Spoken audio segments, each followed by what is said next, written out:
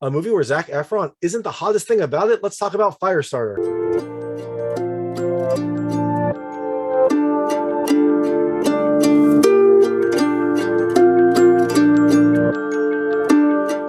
Hey everyone, this is David Stark from Watcher Pass, and I'm going to do a 5-minute review on Firestarter, the new adaptation of Stephen King's classic novel coming to theaters and Peacock on May 13th, 2022. It is a horror thriller that actually has some interesting superhero elements, and it also has a really great cast. So my hot take is I think it's a rent or a stream. Look, it's coming to Peacock day and date, so if you've got Peacock, stream it. You'll enjoy it, but it has a really great cast, good music, and some decent special effects at times, but those don't burn as bright as they should because it also has a fairly linear story. Some of the effects are very, very clearly CG, and it has kind of an unfulfilling ending. So I'm going to do a 5-minute review, which means I'm going to talk about this movie for 5 minutes. I'm going to turn this off after 5 minutes, regardless of where I am. So I'm going to ultimately tell you about the film, a few things I liked and a few things I didn't like. So in Firestarter, you have Andy, played by Zac Efron, and Vicky, played by Sydney Lemmon, who are kind of on the run, sort of on the run. They're in hiding because when they were younger in college, they participated in this study that gave them essentially superpowers. And then when they had their daughter Charlie, played by Kiera Armstrong, they found out that she also had superpowers, which caused the organization that kind of experimented on them to want Charlie. They obviously didn't want her to go through that life. They didn't want her to go through those ordeals, and they didn't want her to be used as a weapon. So they took her and hid her and have been in hiding ever since.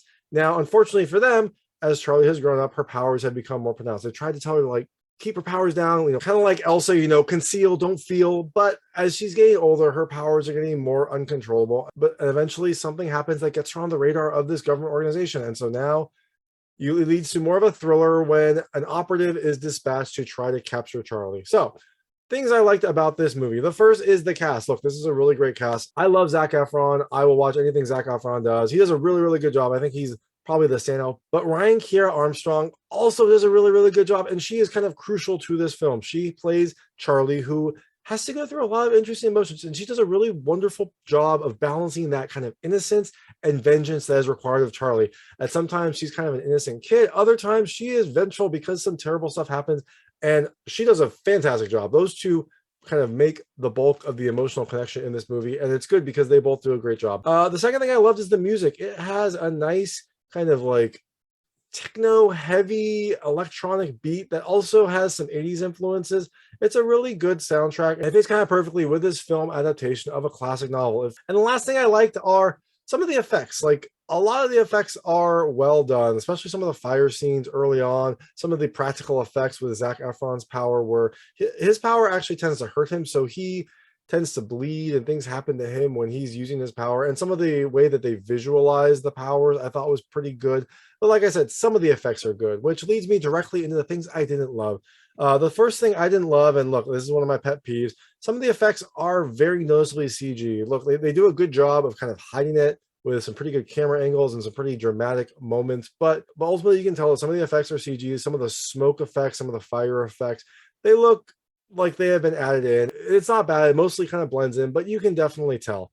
The second thing I did not love is the story. It's an okay story, but it is pretty linear. It kind of goes from point A to point B, and without that many detours or twists and turns or surprises. So I found that the story was fairly straightforward, and actually that caused it to feel a little bit short, despite the film having a relatively normal length for a movie. The third thing I didn't love is some of the writing. Some of the writing just wasn't very good. It was okay, but there were some lines in there that made me kind of cringe. Some lines that didn't really hit well.